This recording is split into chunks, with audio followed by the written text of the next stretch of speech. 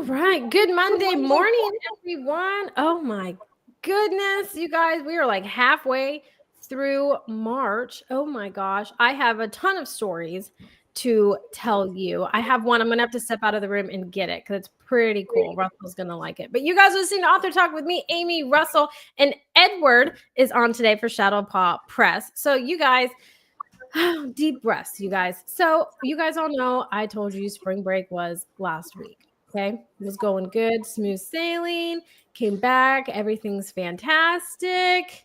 No. Okay. My youngest and Josh ended up getting the flu A and were completely laid out. My oldest kind of started feeling bad, but she never really got it. She just, I think, wanted the sympathy that they were also getting. So that was a fun time, you guys. So I was dealing with two sick people on top of deep cleaning my house and putting stuff back into boxes, like the fun times of repacking is. And so I'm having to do that and have photos taken of my brand new house coming up this week. So fun times are happening here in this household for sure. Josh is finally overcoming the flu A, which I will say I did not. I've only had the like flu B or whatever the regular flu is, and it feels like you got hit by a bus, but it's okay. This one was terrible. I was literally helping this 6'2", I don't know, 180, 200-pound guy up off the floor. So, I am wife of the year today is how I'm going to dub myself. I'm wife of the year for sure. Wife of the year a lot. I do dub myself that quite often. I do quite often. But on top of that, you guys, I went to this summit this weekend. Sharon Jenkins was involved, which I had no idea until a little bit later. But I'm going to step out to get what I received at this conference. So I'm going to let you guys talk about your weekend and leave you in suspense while I run out and get it so I can show you guys. So Russell, Edward, what did you guys do this weekend? Edward, what'd you do? Not too much. The usual groceries and I think, did I have to shovel this weekend? I don't know. It's snowing today, so I'll have to shovel today. So, but yeah, I had a rehearsal on Sunday night. I sing with a high-end self-directed choir called Wascana Voices. Our concert's in 2 weeks, and we had our usual Sunday night rehearsal. That was last night. And otherwise, yeah, just chilled. Okay, well, where are you right now? Saskatchewan, Regina, Saskatchewan. So do you, how do you view your shoveling? Do you view it as your daily workout? Well, it's not daily, fortunately. No, it's just a nuisance that you have to do. There are people that, like our neighbor, he's a bit older than me and he's had heart trouble and all that sort of thing. And he has somebody come in and do it, but I'm still doing it myself. And every winter, I think maybe I could find somebody to do it, but it is some exercise as well. Some days it's the only exercise I get. So it is that, I guess. I would look at it because I'm a little envious of you because I'm not connected to that much snow. So you can look down on me for being envious, but I'm a little envious because I would think that would be a great part of my daily workout. Well, what you'd want to do then is to have a really big driveway and shovel it by hand as opposed to using a snow blower. That's the way you really get to work out. We only have a little bit of sidewalk, so it's not that bad. Okay. Well, I would think that would be a lot of fun. Although I find that pushing a snowblower is almost as much work as shoveling. We actually have one, and I've almost never used it because it's actually just as more work to get that out and plug it in and everything than it is just to get the shovel and do it. I would think it would be a gas to do a snowblower all the time. It's kind of fun, but the snow still goes somewhere, so it's still blowing around, and sometimes it doesn't land where you want it to. And I don't know, shoveling just seems simpler and neater and more manly. Okay, then I have to ask you this question, and we'll get back to Amy's big surprise. So what do you do for your weekly workouts? How do you stay in health? You're obviously in relative shape. You're not overweight. So how do you maintain that? Well, I wouldn't say I'm not overweight, but I actually do a lot of walking, not so much right now because the sidewalks have been very icy and it's kind of scary in the residential areas to do walking. But most of the time I walk quite a bit every day. And I also live stream my walks on my YouTube channel, which is just Edward Willett, if you want to look it up. I live stream my walks around Regina. And so that's one way. And then I also joined, for the first time in a while, I was going to a gym regularly, and then what was that disease? COVID. Yeah, that was it. Killed it. And I hadn't done anything for a while, but I joined a new gym. So 3 times a week I go and do an hour-long workout there. So trying to, stave off the ravages of aging. Okay, Amy, tell us. Oh, well, Rita's being so good, though. I'm having to buy it, though. I love it. Okay. Well, first of all, I never showed you guys, so I'm going to show you. I got my multi-award winning award. It's all in gold. And it leaves fingerprints. I'm sorry. But I did get that. But no. Okay. I know. I walked away from my mic. Can we put that to your right? I had it up there. And I had it right here in front, right here, like they do on some podcasts where you're maybe. Let's put it up there. Come on. Oh, I never thought of that. I have an award I could use on my podcast. I could put it, right here where it's in front of my face. And no, not there. Just over to your right. Right here? Yes. You want it right here on my arm? Right there. Right here. For the show. Yeah, put it there. Right there. Yeah, that's perfect. That's perfect. Okay. Anyways, I went to this event and it was called Empower Her Hope. Okay. We all know March is Women's Month, right? National Women's Month. So this event was just about empowering women, and it was supporting women-owned businesses, women just that are dominating within the field, right? So I was on a panel. And I was on a panel about mentorship, mentees, and how that kind of affects and, encourages business owners, all those things. So that was the panel that I was on. But I did not realize that we were getting awards. And so I actually got recognized by the state of Texas, House of Representative Ryan Reynolds, about my business. So I actually did get it. I'm not lying to you.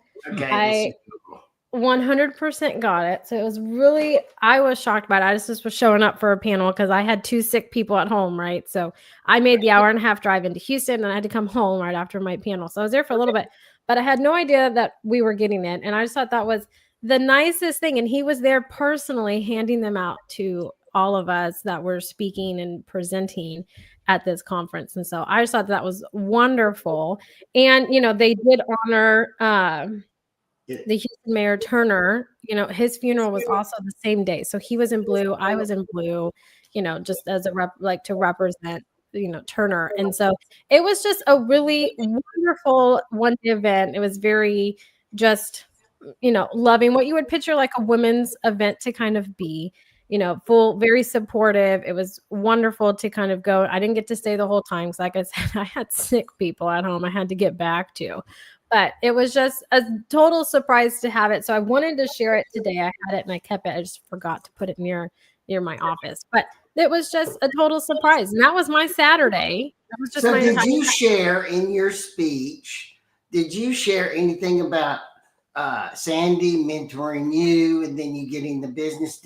What did you say about that? Yeah. So my question on that panel was about sisterhood and how sisterhood had helped, or, what sisterhood looked like to me in terms of business.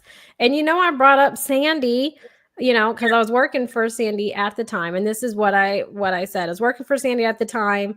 And she's the one that pushed me to start Abundantly Social. She was just like, you should start your own thing. I'll send people to you. Why wouldn't you want to do that? Which is how I met Sharon Jenkins, who was also there. Right. So I gave Sharon Jenkins a shout out. And it was all about, my business. I wouldn't have met Russell if it wasn't for Sandy. I wouldn't have met Dina or Sharon or Rita. Dina's mom, Rita, not the dog. Rita. And that's another Rita. So, without literally Sandy being that pivotal moment in my life, I wouldn't have the sisterhood or the support system, besides Josh that I have. My business wouldn't have grown as much as it has, and I wouldn't have felt as empowered, to do that. So it it was definitely the story that was meant for that question for sure. So, it was a fun time, interesting time. Everybody loved my hair. Russell's the only one that's hating on my hair. Everybody loved my hair. Hate it. So, you would love it if you saw it in person. Edward, so my hair is green, and it is like a deep forest emerald green. The first time I did it, it was more like a leprechaun green, and I didn't tell anybody I did it, and I just showed up for it. It's well, this lighter. St. Patrick's Day, so I know, right? And so I didn't tell anyone I did it. I did it the day before Author Talk. So I showed up on Author Talk prepared for Russell to just hammer me and give me hell. And he actually didn't say anything. It was very nice. He was very nice about it. I was too shocked and my breath was taken away. So now he just, now you're not thinking of a green beard? I think a green beard would be something. Yeah. I don't think Amy would look good with a green beard. No, you would. Today is St. Patty's Day, you guys. So happy St. Patrick's Day. It is St. Patty's Day. And we're going to remind me of that. So yeah, there is that. But, I think it was little events like this. So I don't know if you guys remember, Russell. I don't know if you remember either. But a couple months ago, I had mentioned how I randomly got an email asking me to be one of their honored members. It was at this conference to be one of their honored members to come to the show and to kind of hang out. And I've never received anything like that. And it was just, and I just felt honored to receive it. Yes. Because, then I went and hung out. We was pretty pumped about it. She was excited. She's like, go Amy, I love it. And so, to just be honored to go with all these women, because there were district attorneys there. There were big people. Congresswomen were there. There were big person. Well, my social media numbers are not what these women's numbers are, but to be in the same room with them was fantastic, right? So it was wonderful. Everyone was just very nice and welcoming. It was just a really great event. So it was their first event. It was fabulous, a lot of fun. You cannot take me to an event that has vendors because I buy stuff. So of course I bought stuff, which was great. But, I think it's going to be great. I'm super excited about this. I don't know when I'm going to get it, but I'm excited about it. They had this woman there who does blankets, kind of like my mom, and she embroiders them, but they're like the furry kind, which just, I love. It just makes me happy. So I got a UH one, because I'm in Houston. Josh went to You're UH. talking Mandarin to me. I don't know what any of these words. You know what UH is. You shut your mouth. So anyways, I got a UH one, but I got our last name underneath the blanket because the reason we moved to Houston, Edward, was so my husband could go back to school for his chemical engineering degree. And we moved to Houston. We had just gotten married. We had gotten married 2 months before he started school. And so to me, UH has a significant meaning for that. For him, it's it's what, pays our bills now. But for me, I'm no, it's we just got married, we moved. It's just a deeper meaning. So I got a blanket that has UH on it and our last name embroidered on the bottom of it, that way, it's not just mine and his name or his name, it's our last name so our kids can use it and everything like that because it's sentimental for me. But it was a great event. It was a lot of fun. I came home to sick people into packing, which is never fun. But, it was a fun time. And then I had this in the mail and I just had been forgetting to show you guys. So I just was and Mickey gets on to me all the time, Edward, because I don't talk about all the awards that I've won. But I actually have won by the way, Edward, she kind of does. We do it like this where we ask it and then she gets into it for a long time. So that's really how it works. I'm sorry, I'll stop talking. Anyways, I do have 6 or 7 awards. I know. Yeah, exactly. Rita, see, she's telling you to hush, Russell. She wants to hear more. I love it. But yeah, no, sorry. That was my long spring break weekend rolled into one. I'm sorry. Okay, she's gone crazy now. I don't know. Okay, so my weekend was here. Be quiet. So my weekend was a lot of a new social world that my wife and I have found us in that we never knew. We've always had little dogs like squirrels. And you don't take those to dog parks. No. But now we have this dog that is 30 pounds and she's 17 weeks old. She's going to be a big girl. She's beautiful. And we found a place that is a bar and private dog park with Oh. dog referees to make sure that all the dogs behave themselves. And it has a crowd of easygoing people of diverse ages that are, the one thing about them is that they're stupid about their dogs. And they serve great beer and they have live music.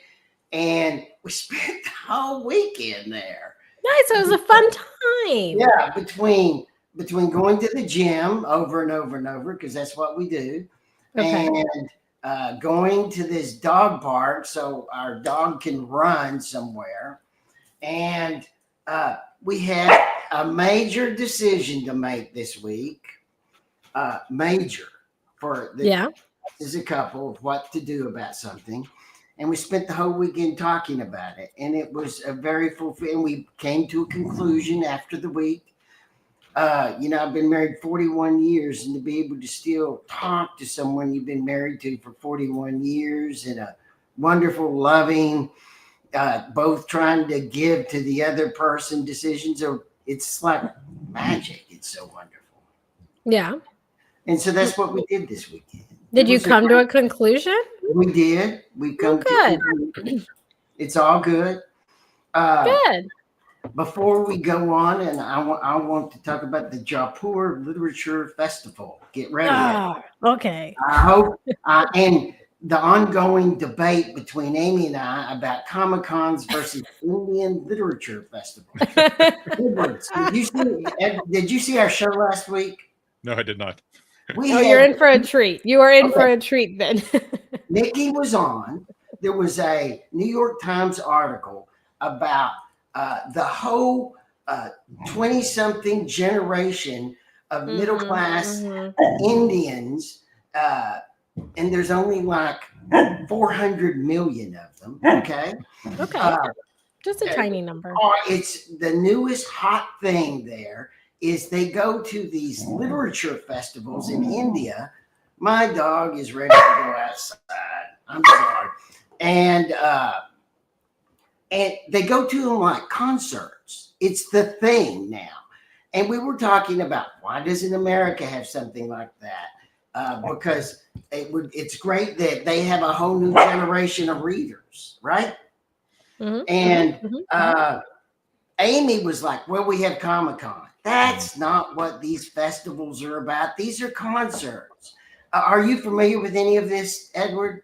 Well, Comic-Cons, yeah, but not the Indian literary festivals. Okay. No. So I posted after our debate. It was a great debate. The three of us. It was like heated. It made a great video. It wasn't heated. It was I know. Very. Exactly.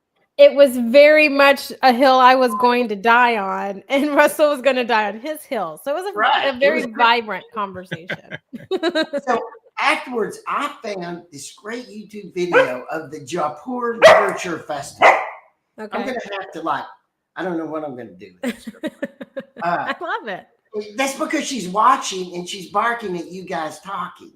I know. She thinks we're the dog channel. I had a dog that watched TV and stuff before. You're lucky my cat hasn't jumped up here because I'd probably get a reaction. No, you wouldn't, because this girl is all friendly and loving to everything. I love it.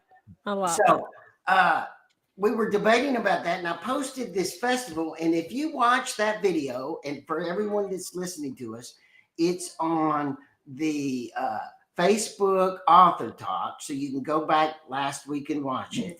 And if you watch the second half of that, it's not like any Comic-Con you've seen anywhere. It's young people in long lines, bands, food, party, authors. So it's a music festival. It's just like ACX. Yes, where the stars are independently published and other authors. It's a big deal. And my response, and before we get to that, I need to thank our listeners. Most people don't watch us on Monday. They listen to our podcast during the week. We're top 1% of some podcast channels. I could see your girls in the background through the door. And we want to thank them for listening to us. Amy, where can they find us? Yeah, so you can find us anywhere that you can look for a podcast, you guys. So my go-to is Amazon, Spotify, Good Pods. I'm an Android user, so Google Play. If you're an Apple user, iTunes is another place you can find us. But literally anywhere that you can search for a podcast, you can find us. Type in Author Talk. Look for the crimson, red, and gold because I am selfish and those are my favorite colors. And those are what we rebranded to. But like Russell usually says, if he can find us, you guys, now you can definitely find us. Okay. I'm just saying. I used to get many a text messages. Where's the show? I can't find it. And I would be sending links and everything. So he can now find us. I no longer get those text messages. So I know that you can if you want to. Now, on top of that, if you want to come and watch us and watch this fun, vibrant debate that me and Russell get into. I am very animated and talk a lot with my hands. You can come over to our YouTube, our Facebook group, any one of our social media channels and hang out with us on Mondays. We love engaging with you, answering questions that you have and getting you involved in our conversation. And if nothing else, you can laugh with and at us because half the time I'm laughing at and with myself. So you can join in on the fun and have the fun Monday morning conversation with us on any one of those outlets. But Russell, okay, I understand that it's like ACX music. So you watch the video now. I support you and watch things that you post. You were wrong, and that it's Comic-Con doesn't meet the wonderfulness of these festivals, and that we need to do. America needs to adopt this. Do more better. We have readers in their 20s coming. Well, first of all, no, I'm not going to admit that I was wrong because that's beneath me. I just won't do that at all. But no, that's not true. I don't really feel like I was wrong because Comic-Cons look different on the different cities and stuff. Like the San Diego Comic-Con, right? The big one has all of that. I mean, they have food trucks outside. They have mini vendors. They have authors. They have a whole literary track. They have all that. But it's not a concert. So I will give you, it looks different. It's not a conference or a concert. It's more of a conference, right? A convention. I guess the closest thing we would have here to that would be like ACL, Austin City Limits, which is nothing but a bunch of concerts. But I must be honest with you. I mean, I'm 32, right? So I'm a millennial. I'm pretty young, and that I'm going to stick by that. No one can tell me any different. Not as young as when I started, that's for sure. I don't know if I would go to something like that. Like if there's music and then there's like a bunch of authors, but there's a ton of music and stuff, I'm really probably more going to go for the music and the food, to be completely honest with you. Just for who I am. You got food and music, I'm there. I don't care who else is there. You know what I'm saying?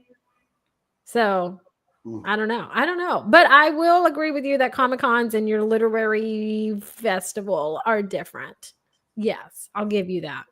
And if you can get people to read and be excited and enthusiastic about reading, I think it's a big deal. But is that what's going on, or are they just enjoying the music and the food? See, because I would go to that just to enjoy the music and the food.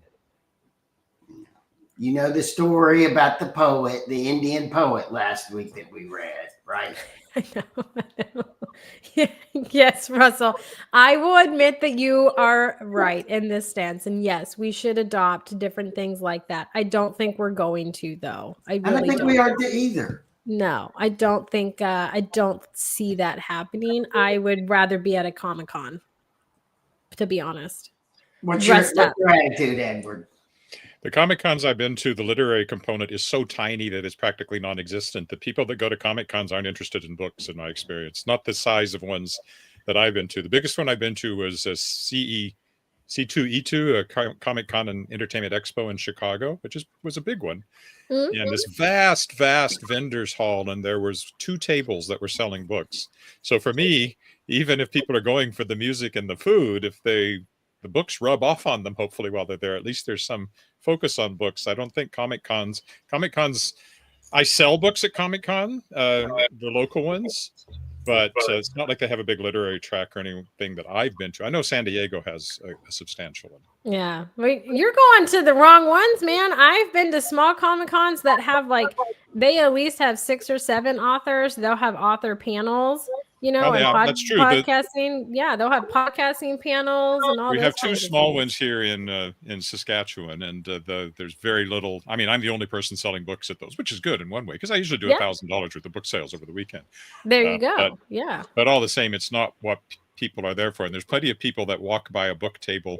They almost avert their eyes like they don't want to see that stuff.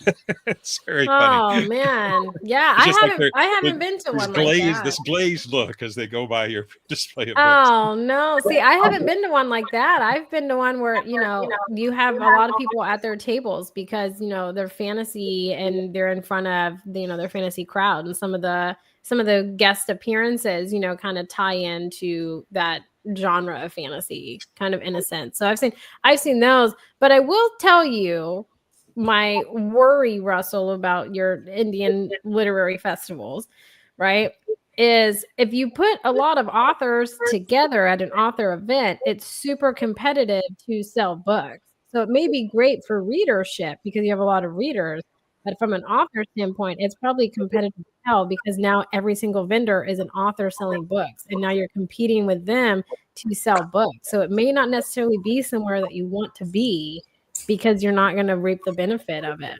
That's how I would see that, but I don't know. The actual science fiction conventions, many of them are still very book focused, and as opposed to Comic Con conventions, we have multiple panels and authors and all that sort of thing. But if you go to a small one of those, like CanCon, which is in Ottawa every year, what you find is indeed the vendors room mostly consists of authors trying to sell books to other authors because everybody there is an author practically. So I could actually see that, but I think I haven't watched your video of the Indian festival, but I doubt the focus is are the authors trying to sell books, or are they just talking about their books? The authors are the complete focus of these festivals.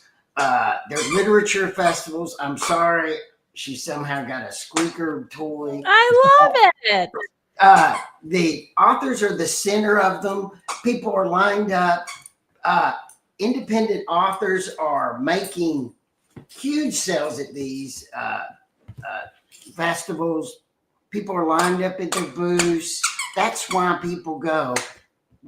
The party is centric to the authors, but it is a party. Yeah. Just what 20-somethings would want. Yeah, I mean, I could see that. I mean, but you just know, Russell, from experience here. I mean, if you go to book conventions, you know, like, you know, Romance Book Lover Con or anything like that, you're competing with other authors in that space for sales. Well, I'm looking for those. If I'm going to actually investigate, try to find some of these American versions of this, I don't expect to match those. But I'm going to go to a couple, and I don't actually go to those sort of things anymore. So I'm going to actually try to go to a couple of those and see what I think. Oh, okay. I'll see if I can find some for you because I like your feedback, because we all know Russell will give us honest feedback. 100% it'll be honest. Just 100 for sure. But Edward, I want to get you talking about, so you've had some releases. You had one come out or is coming out on March 24th, Theories of Everything by your award-winning author, Dwayne. And so I want to learn more about this book. Mickey sent me, your publicist sent me the media release for it. And so your cover for that book is beautiful. And I understand that it is a short fiction feature. So it's a collection of stories. Is that right? Well, actually, I have 3 books coming out in March. Oh my! That's one of them, and it's already out. The March 24th is a local book launch date, a joint launch. So I have them here. I can hold them up, and they're all short fiction. Interestingly enough, I love it. You're prepared with books and everything. I love it. The first one here, this was one of my few hardcover releases, actually, by David Carpenter. David Carpenter is an award-winning Saskatchewan author, very well respected in the literary world, and this is his collection of short fiction. And then the other one that you just mentioned, and Theories of Everything, and the cover that you like was done by Bibliofic Designs, which is in Calgary, I believe. That's where she's based. So yes, another collection of short fiction, also a Saskatoon author, also multiple award winner. Both of these authors are older than me. So there's that. And interestingly, both of those books were actually originally contracted to another publisher called Kato Books, which had been around for 40 years. And then Kato Books went bankrupt before they were published. So they came to me through a member of my editorial advisory board, Dave Margocius, himself an award-winning author. And I was very happy to bring them out. Certainly locally, a new release by these two authors is something to celebrate, and across Canada it should get quite a bit of attention. And then the other one that's coming up is the fifth of these. I probably talked about this once before when I was on here, one of these series. I wouldn't be surprised. Shapers of Worlds Volume 5, which is science fiction fantasy by authors who were guests on my podcast, The World Shapers, which for the first 5 years of its existence was focused strictly on science fiction and fantasy and the creative process specifically. Currently, I'm doing it again, but now it's multi-genre because I wanted to be able to talk to my own authors that I'm publishing. So I've had Dwayne Brenna and David Carpenter on to talk about their new releases. So that's just this month at Shadowpaw Press, and there's a whole bunch more coming up. For one person and a cat, I have perhaps overextended myself. I put out 20 books last year as a single publishing company. And I didn't quite go broke, but I'm working on it. So I'll try to cut back on that a little bit. Yeah. I bet your bank account begs to differ a little bit, begs to differ. But man, yeah, it's always publishing. One of the big problems as a publisher, and I'm a traditional publisher, right? I'm not. This is a little different. So first of all, I'm working so much further in the future. When I started Shadowpaw Press, it was all print on demand and ebooks. I still do ebooks, of course, but it's not print on demand anymore. I have to do a print run. And I'm working with the distributor, Lit Distco here in Canada, which is a major literary distributor. And I'm a member of Literary Press Group Canada. And I have a sales force. Like tomorrow, I will be having a meeting with the sales force talking about the 3 books that aren't coming out until November, but I had to have all the metadata and everything already ready for that tomorrow. And that's months from now. I haven't even edited these books, but there they are. So there's that. And then the other thing is that when you're doing a print run, you put all this money in up front. You have to, it's a small print run. I'm doing like 200 copies or something in print, but all the same, it's, $1,000, $1,500, $2,000, depending on the book.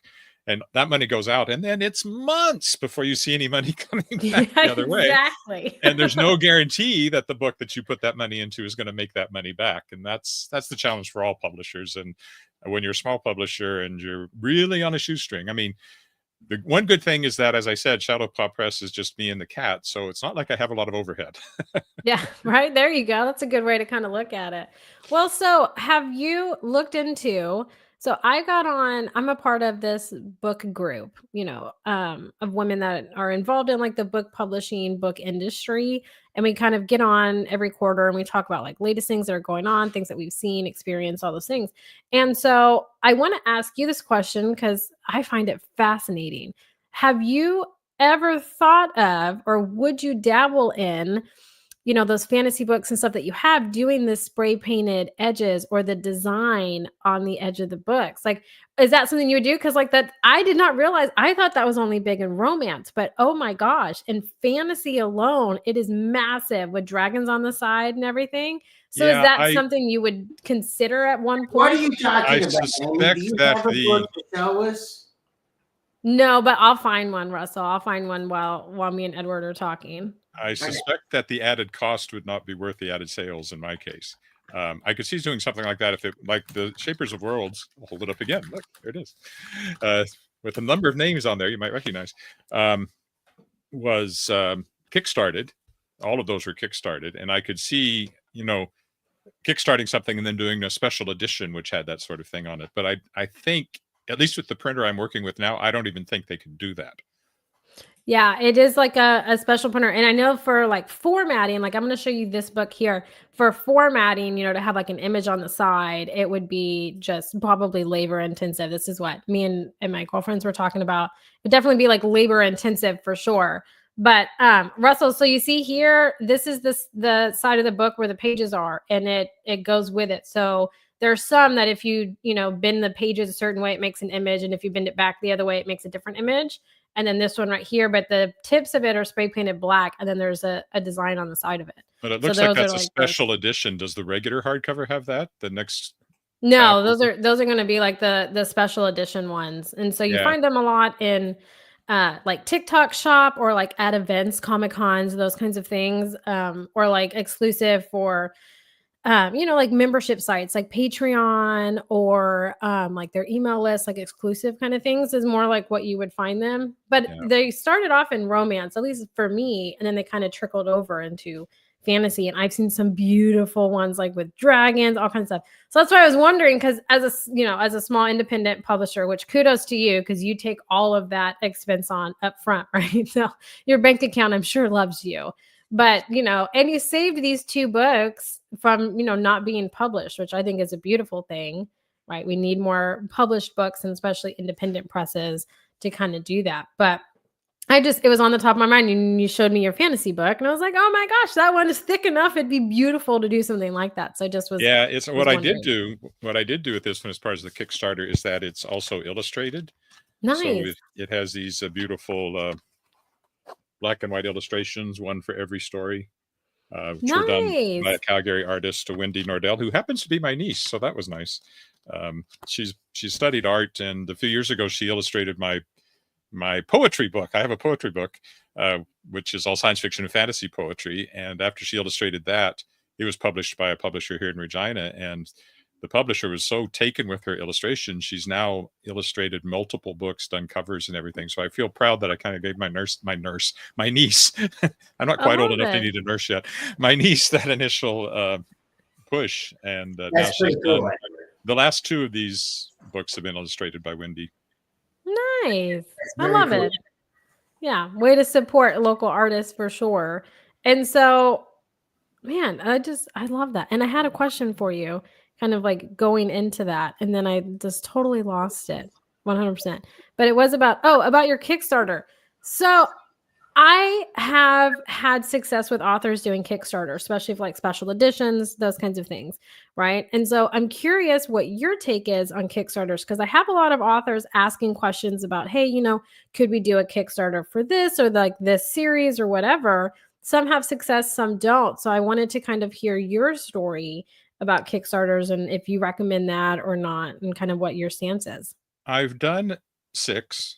5 for this anthology series. So what sets them apart though from an individual, and at some point I will attempt to kickstart my own, because I have some series that died at their publisher Daw Books in New York. I did like 3 books, and the series I think needs 5 to finish, but they only took the 3, that sort of thing. So I would like to finish the series, and that seems like something I might try to do a Kickstarter on. But the thing with the anthologies, of course, is that like this one has 20, I think, authors in it, each of whom has their own followers, each of whom, has their own fans and can promote the Kickstarter to them. So I had that sort of extra layer of pointing people to the Kickstarter. But all of them succeeded. They were set at about around $15,000 Canadian, it's like 12,000 US, and they all succeeded. And the books have come out now. Then I did a much smaller one just to support Shadowpaw Press. And I focused on science fiction and fantasy titles, because that seems to be like the best match for Kickstarter, with the strong comic connections. That one reason this started was because there was a Winnipeg press that had raised $100,000 for an anthology, but they had a strong comics connection. Yeah. And, the authors were nobody I'd ever heard of, and yet they managed to get $100,000. And I felt I was doing good to get 15,000. I think the difference is that there's a real Kickstarter mentality on the graphic novel kind of side that doesn't perhaps carry over quite as much to just regular novels. But I think the key is not to set it at the minimum that you think you can afford to set it at, because once you clear that, everything is gravy. But of course, if you don't get to that, even if it's $1,000 and you're short, you don't get any money at all. So, and that's something else that I was recommended when I was talking about this, but I had to set it at a certain minimum because I have to pay my authors. Almost all the money from the Kickstarter went to paying the authors who are in the anthology. So yeah, I guess that's my only advice I have is, and also just be ready to plug it. Once the Kickstarter is running, it was taking 2 or 3 hours a day sometimes to keep plugging it. And okay, I have to ask a question because you brought it up. It's like a witness bringing something up that wasn't allowed to be brought up in the trial. It opens a door for a lawyer to ask questions. Okay, you just talked about paying your authors for Yes. Without giving us any amounts, how do you determine that? Because I know there's a lot of people listening that would like to hear what a publisher thinks about that, an independent publisher with budgets. Yeah. It's not a secret. It was in the Kickstarter. The authors got 10 cents a word Canadian, which is 7 to 8 cents a word US, which doesn't sound like a lot, but it's actually within the range of what's considered professional rates by science fiction. No, it's not science. It used to be Science Fiction Fantasy Writers of America. Now it's the Science Fiction Fantasy Writers Association, I think is what it stands for, SIFWA. So that's kind of what I set it at. Then I capped it at $500 Canadian because I asked for $5,000 or 5,000 words or less.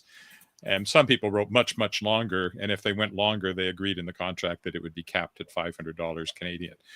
So that was the rates that I chose. And that was very much to try to make it a reasonable amount that these are all professional authors, multiply published, many of them, award winners, international bestsellers.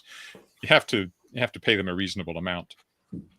Now, on the novel side and the short story side, I'm too small and my income is not sufficient to support advances. So in that case, it's just strictly royalties. I put all the money in up front. Then when the royalties start coming in, they start getting money and I start getting money. Okay. I thought that since the door was open, I had to ask that question. I know it was something the listeners wanted to hear. It's funny because science fiction, they were paying 4 or 5 cents a word back in the 30s. You could make a living writing short fiction at 5 cents a word. Yeah. Back in the heyday of the early science fiction, you can't make a living writing short fiction anymore. And then there are of course and I didn't even know I haven't looked in years, but there were places like Playboy, for example, was a short fiction market. I don't know if it still is because I don't read Playboy.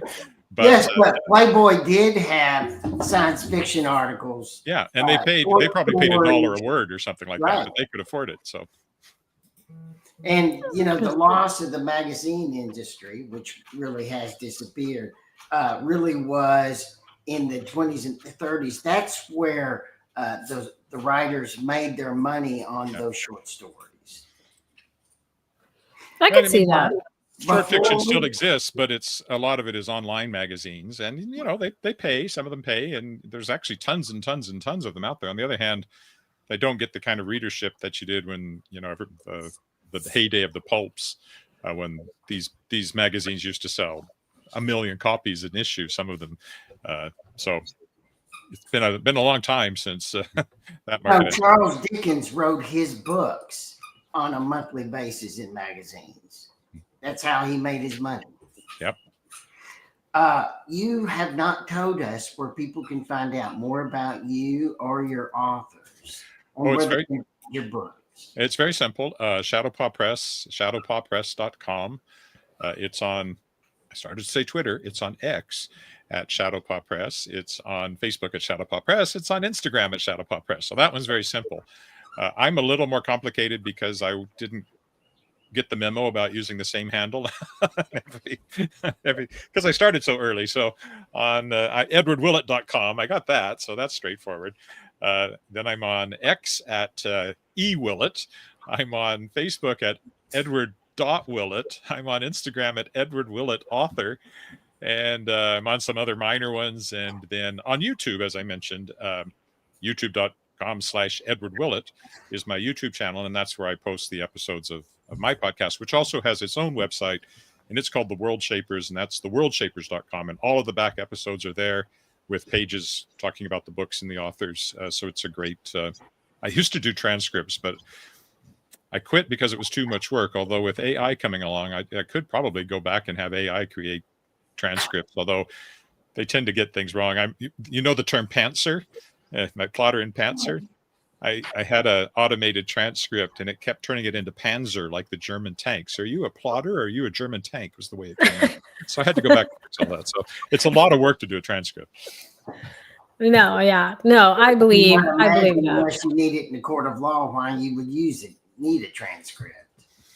Some people, I'm one of them actually. I I much prefer to read material than to watch YouTube videos, or if there are instructions on how to do something and I have a choice between written instructions and a YouTube video, I'll use the written instructions because it's faster for me. So there are people that like that. But on the other hand, nobody's asked for them since I quit using them. So I probably was just projecting my own likes onto that. I think it's good to have options, so you meet everybody's different needs, right? Some people I was just doing the other day, right? On one of my web novels that I was reading, right? You can also, as one of those authors within that platform, so the platform's called Dream with an E, Dreame, right? You can have audiobooks created for each scene. And so I was listening to the audiobook version while I was reading that scene, because I'm weird like that, where like even in Audible, I will get the audiobook and open up my Kindle and read the book because it follows along with the audiobook and it kind of highlights it. I'm weird like that. So I am one, Edward, that would probably like your transcripts and to watch it. Like I'm just weird like that. It's just an enjoyment of mine. So it's nice that you did do that, because yes, those are time consuming. AI might help a little bit. I think my cat came in. Oh, she did. Oh, speaking of cats, I actually think I think Blueberry generates a transcript, an automated for, and of course on YouTube it'll automatically do your subtitles. So yeah, it does. Some of that stuff still kind of exists, but I haven't made a point of linking to it or pointing it out to people for a long time.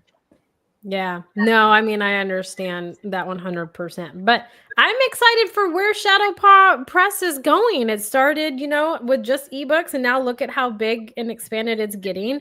And I love that. And I love that you are a traditional publisher. I think those are far and few between nowadays. So it's refreshing to find one, 5 more to come this year after the ones I just pointed out. There's still 5 more. Wow. Including one of mine. One thing about having a publishing company is, of course, I can occasionally publish my own books. Right. And as you I should. have a new middle grade fantasy novel coming out in July called Fireboy, which I'm looking forward to getting out. Oh, fun. We'll have to have you on closer to July to talk about it, Edward. Come on. I'm love happy it. to do it. Yeah, I love it. But Russell is giving me the snake eye, as you can see. I'm actually not. I'm too busy trying to keep my dog from barking at you, and because she's watching you on the TV. She loves me. That's her way of saying that she loves me. I love it. I'm here for it, 100%. But Shadowpaw might have joined us because the publishing company is named after our cat, Shadowpaw, and he might have joined us, but somebody's cleaning out there, and that makes him go into hiding because there's a vacuum cleaner involved. So I get that. I won't see him for the rest of the day. Yeah, I get that. It is a show of what is it? A kid-friendly show for sure, but a pet-friendly one, because my cat has joined us, which is why my door's open. So it's one of those things. But no, Edward, this has been I love it.